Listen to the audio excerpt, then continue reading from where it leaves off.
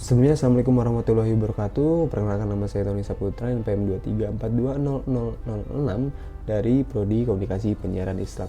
Jadi teman-teman, hari ini kita bakal membahas mengenai fungsi komunikasi. Yang kita tahu bahwa fungsi komunikasi adalah proses pertukaran informasi antara individu atau kelompok. Komunikasi ini tidak hanya terbatas pada percakapan verbal, tapi juga mencakup ekspresi tubuh, tulisan, atau bahkan isyarat non-verbal lainnya. Dalam kehidupan sehari-hari, kita sering berkomunikasi dengan orang lain, baik itu di tempat kerja, di rumah, maupun dalam berbagai situasi sosial lainnya.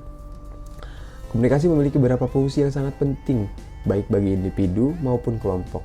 Nah, kali ini, di pembahasan ini, kita bakal membahas 5 fungsi utama komunikasi dalam kehidupan manusia. Yang pertama, fungsi informatif. Salah satu fungsi utama komunikasi adalah untuk menyampaikan informasi. Nah, fungsi ini bisa berupa pertukaran data, penjelasan fakta, atau pemberitahuan instruksi, atau pemberian instruksi. Misalnya, ketika seorang guru menjelaskan materi pelajaran kepada siswa, itu adalah komunikasi informatif. Fungsi ini juga digunakan dalam situasi lain, seperti dalam dunia bisnis, ketika manajer memberikan informasi terkait kebijakan baru pada karyawan, atau dalam hubungan sosial ketika seorang memberitahu teman tentang jadwal acara. Pentingnya fungsi informatif dalam komunikasi adalah untuk memastikan bahwa yang disampaikan jelas dan dipahami dengan baik oleh penerima. Tanpa komunikasi informatif yang efektif, kesalahpahaman bisa terjadi yang berdampak pada ketidakpahaman atau kebingungan pihak yang terlibat. Yang kedua, fungsi persuasif. Komunikasi tidak hanya digunakan untuk menyampaikan informasi, tapi juga untuk mempengaruhi orang lain. Nah, fungsi persuasif ini banyak digunakan dalam dunia pemasaran, politik, bahkan dalam kehidupan sehari-hari. Contoh fungsi persuasif bisa ditemukan dalam iklan produk yang bertujuan untuk meyakinkan audiens agar membeli produk tersebut. Atau politikus juga menggunakan komunikasi persuasif untuk memperoleh dukungan dalam kampanye mereka, atau dalam pertemuan sehari-hari saat kita meyakinkan teman atau kolega untuk mendukung pendapat atau keputusan kita. Nah, komunikasi persuasif memanfaatkan teknik-teknik tertentu untuk mengubah sikap atau perilaku audiens, seperti melalui penggunaan argumen yang rasional, emosi, atau bahkan humor. Yang ketiga, fungsi ekspresif. Komunikasi ekspresif berkaitan dengan ekspresi perasaan, emosi, atau pikiran seseorang. Fungsi ini digunakan untuk mengungkapkan apa yang kita rasakan atau pikirkan. Misalnya, ketika seorang mengucapkan, "Saya senang bertemu denganmu," atau "Saya merasa kecewa dengan hasilnya." Nah, itu adalah komunikasi ekspresif. Dalam hal ini, komunikasi tidak bertujuan untuk memberi informasi atau meyakinkan orang lain, melainkan untuk mengekspresikan perasaan secara langsung. Komunikasi ekspresif juga sangat penting dalam membangun hubungan interpersonal yang sehat. Dengan berbagai perasaan, orang bisa lebih memahami satu sama lain, menciptakan ikatan emosional yang kuat. Yang selanjutnya atau yang keempat, itu fungsi sosial.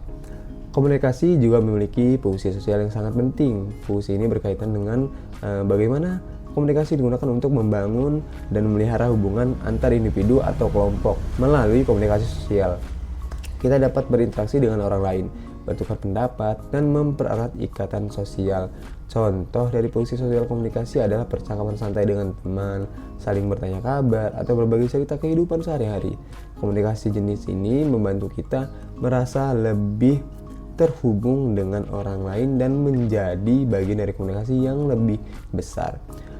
Fungsi sosial ini tidak hanya terbatas pada percakapan sehari-hari. Dalam lingkungan kerja, komunikasi sosial juga penting untuk menciptakan suasana kerja yang harmonis dan kolaboratif. Dengan komunikasi dengan baik, kita dapat mengurangi konflik, memperjelas tujuan bersama, dan menjaga hubungan yang positif. Dan yang kelima, yaitu fungsi regulatif.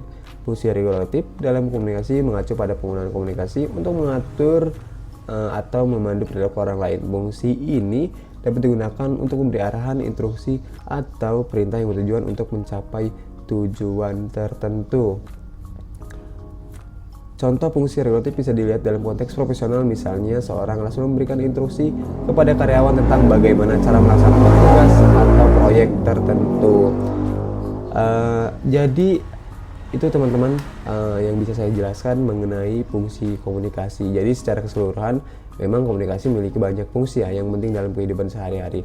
Fungsi informatif membantu kita berbagi informasi, persuasif meyakinkan orang lain, ekspresif memungkinkan kita untuk mengekspresikan diri, sosial memperkuat hubungan antar individu, dan fungsi regulatif mengatur perilaku kita. Jadi penting bagi kita untuk memahami dan memanfaatkan fungsi-fungsi komunikasi ini dalam kehidupan sehari-hari agar komunikasi yang kita lakukan dapat efektif dan memberikan dampak positif dalam kehidupan pribadi maupun profesional. Jadi itu yang bisa saya sampaikan, kurang lebih saya mohon maaf. Saya Eri, wassalamualaikum warahmatullahi wabarakatuh.